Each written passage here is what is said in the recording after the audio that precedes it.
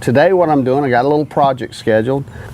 I am going to install the YakAttack VisiCarbon Pro LED light and flag. The YakAttack VisiCarbon Pro comes with a mounting system, so I'm going to get this mounted so I can use the YakAttack flag with the LED light, or it will also double as a holder for a ram mount.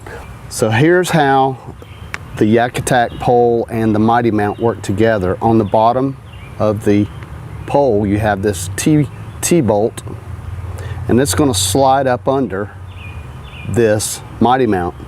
So wherever you mount this on your kayak, you simply slide the T-bolt under and then you hand tighten the pole, and then it sits just like that wherever you mount it on your boat.